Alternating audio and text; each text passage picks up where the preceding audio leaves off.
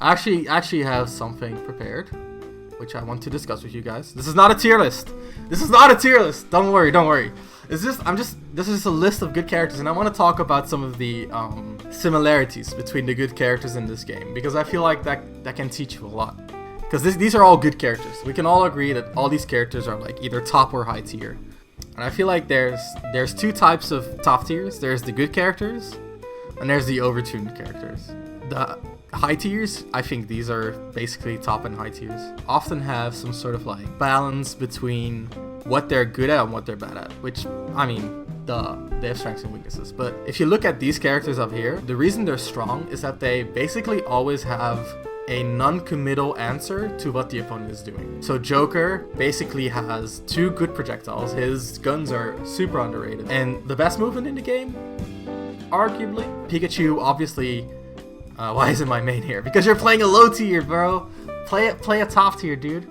Arsene is overtuned, but that's not the reason why he's good. The reason why he's good is because his base form is strong, and Arsene makes him even better. Because Arsene, in and of itself, is, believe it or not, pretty easy to counterplay. But then there's Pikachu, right? Pikachu has a tool for every situation. Palutena, of course, literally has hitboxes that always beat yours. And while people complain about her ground game, having the best grab in the game, plus having arguably a top 3 dash attack in the game, plus having Rising Nair, which is a ground move. It's like frame 8 from the ground, so that counts as a ground move to me, and it ends on the ground as well. That is a good ground game. That's a good ground game. And then there's Wario, which we talked about in depth a lot. A lot of movement based gameplay, and all 4 of these characters don't have to commit. They're not zoners, they're not projectile zoners at least, but all of them don't have to commit. Pikachu throws out a Thunder Jolt, and as soon as he gets the right one, he can use it to approach with very low risk. Joker utilizes his projectiles, and if you don't approach him, he's gonna get more Arsene meter eventually. Palutena, of course, has the right projectiles to camp out the non-zoners, and has a Reflect to camp out the zoners. And then there's Wario, who's constantly charging Waft, and because of his risk reward, actually beats a lot of characters up close as well. Then there's overtuned characters, who are characters that don't automatically win the neutral like the characters above them, but because their strengths are so strong, they can compensate for their weaknesses, right? So Shulk's weakness, in a theoretical world, right? In a theoretical world where you're doing everything perfectly, Shulk has no weaknesses. Shulk has a frame 1 invincible move that has 0 frames of end lag. He has a frame 10 up via the shield. He basically makes sure you don't even get inside of that range to deal with that, to, box him out to begin with. Isn't his lag awful when you can approach? Shulk is basically purely a defensive character, so his frame data mainly matters in a defensive sense, and most of the defensive situations begin when you're further apart, and in that scenario, your frame data doesn't matter as much. On top of that, because of speed, he can utilize his good frame data like down tilt, grab, or even forward air, which is, decent, when he normally could not. So he has a lot of tools to compensate. Peach, when she gets in close, she just overwhelms you, and then she has turnips to pluck at long range as well. And then there's Zirsuit, who, while she lacks a lot, she also dismantles your game plan in a lot of ways, because you cannot beat her in mid-range because of her Zair, because of her speed, because of her burst range, because of her out of shield options even. In close range, she has the fastest jab in the game, frame 1, a frame 3 up tilt that beats cross-ups, a frame 4 up via the shield. Basically, she has a lot of options for both the mid and the close range. And because of her speed, you cannot really play long range against her, because as soon as you're long range, she can decide that you're now in mid range. So she's really good at disrupting game plans. And combine that with her amazing recovery and good down B. What's up, WT Heck? What the heck? Welcome to the stream, hope you're enjoying it. So combining that with like her great disadvantage, you rely on basically out damaging her and out killing her. For Zirsuit, it's making sure that when the opponent gets a hit, it's not their strong starter. So, and she's good at that. She's good at not getting hit. But when that does happen, which inevitably does happen, she's basically boned. And all the characters down here, they all have weaknesses that they cannot compensate for. Like, they're gonna have to deal with it sometime. And all of these characters have weaknesses that they're gonna have to deal with sometimes. But for these characters, maybe Zersu less so, it's way less prominent. So if we look at like Politena, she has issues with pressure characters, which is where her lack of out of shield options comes into play as a weakness. But versus most characters it doesn't, right? Versus most characters it doesn't. These characters all have weaknesses that you have to deal with. Like Chrom's recovery, you have to deal with. Roy's weak hits, meaning that he doesn't get to control space very well, plus some of the other disadvantages that Chrom has, you have to deal with. Pokemon Trainer's disadvantage state, you have to deal with. Lucina's lack of dominating options, she's forced to play the opponent's game plan in a lot of situations, plus her floaty fall speed, you have to deal with. Wolf, lack of kill setups, you have to deal with. Inkling's lack of kill power in situations where you don't get up throw up air. So for example, if the opponent is platform camping, you have to deal with. Fox's offstage play and general glass cannon status, you have to deal with. Greninja's limitations due to his awkward stats, you have to deal with. Rob's disadvantage, you have to deal with. Snake's disadvantage, Mario's range issues, Olimar's offstage primarily, and Pac-Man's killing issues and lack of strong tools in neutral, you have to deal with. Hey guys, Future Ramses here, editing the video, and I just want to say this kind of got lost in translation, but the lack of neutral that Pac-Man has is in how bad he is at taking the initiative. So if an opponent plays very patiently, he has a lot of issues finding the opening. He cannot force that opening himself. But anyway, hope you're enjoying the video. Let's continue. Their strengths of these two top tiers, through these two top rows, I should say. It's not a tier list. It's not a tier list. They just compensate for their weaknesses. So I feel like all of these characters, they have weaknesses. But you first you have to beat their go-to game plan, and then you have to beat their weakness.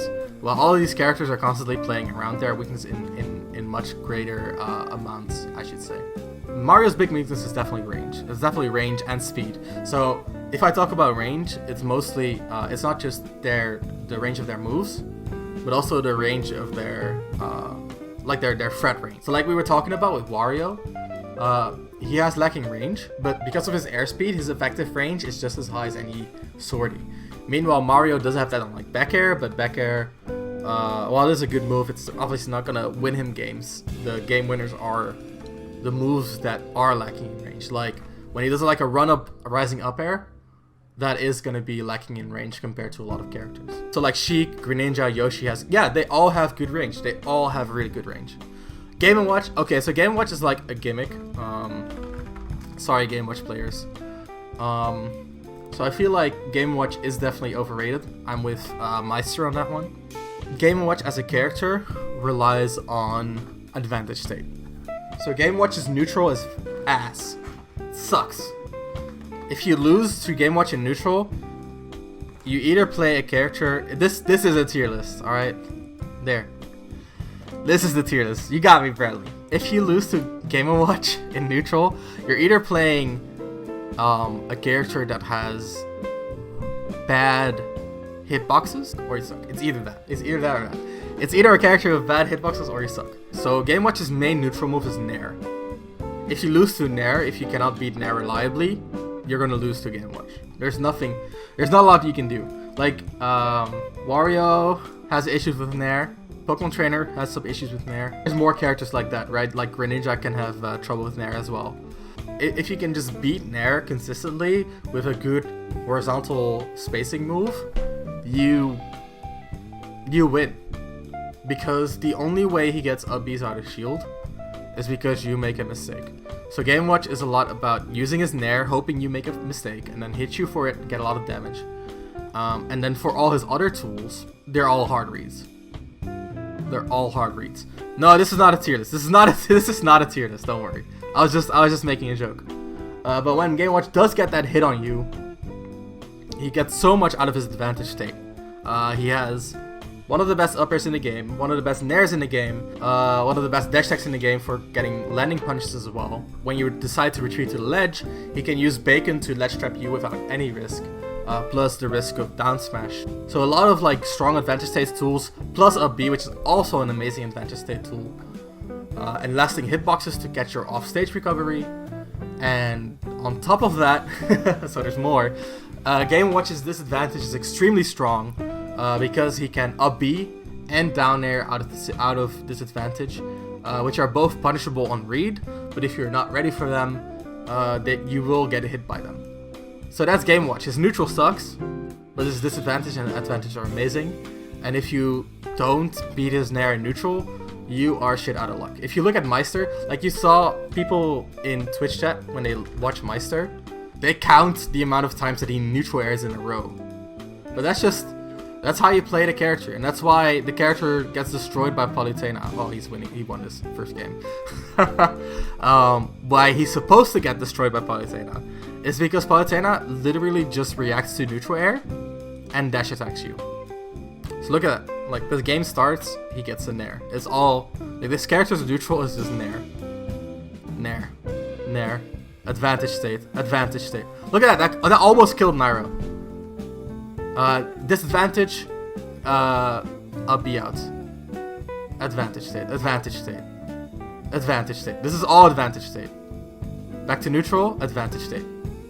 Like, that's the thing. That's one of the reasons why Game Watch is good. When you're out of disadvantage, you want to hit him back because you feel like he committed. Then he either keys as a mix-up, or he shields and he up-Bs you out of shield, and you lose. Or he up-Bs, straight up. So it's very hard to pull off a reversal versus Game Watch. See, like, he up-Bs out because he feels like Nairo was gonna go for a reversal. Advantage state. This is all advantage state. Like, he's on the platform, that's still advantage state for Meister. Being on the platform in this kind of scenario is not good. It's advantage state. See, and that is Meister again, trying to down air, because he feels like Nairo, finally out of advantage state, Nairo's gonna reversal me, so I down air to mix him up. Up B out of disadvantage. Look at this, all mix-ups out of disadvantage. And Nairo gets some hits because he calls them out, but if he doesn't hard call them, it doesn't go, right? Some characters can react to it, like Nairo wins. Nairo wins this set because he adapts. But this first game is this is like an ideal situation for Game Watch. Forward air, so forward air is his mix-up when people start respecting his neutral air, but you should never respect his neutral air. Not enough to get hit by forward air. I think Game Watch is a gimmick. I feel like he's obviously high tier, but he's like the bottom of high tier. So yeah, that's exactly what Nairo was supposed to do. That was exactly what Nairo was supposed to do. Let me turn on the sound. See, the Nair, he reacts, dash attack. Immediate. Nair, dash attack. Reaction. So now that Nairo is not going for reversals and reacting to disadvantage state, he's doing so much better. See, so like, in this situation, he's just threatening, he's not committing. This situation, he's gonna threaten, he's not committing, punish. Coverage. So, no commitment there. No commitment at all. And you need to not commit versus Game Watch. It's a very hard playstyle to commit to.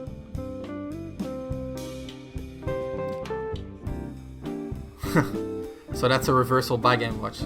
So he cannot reverse Game Watch, but meanwhile Game Watch himself is really good at reversals. 50 followers here this stream. Damn, I got student goals and follower goals. I love it. There's a down air. Good reversal, right? Good reversal.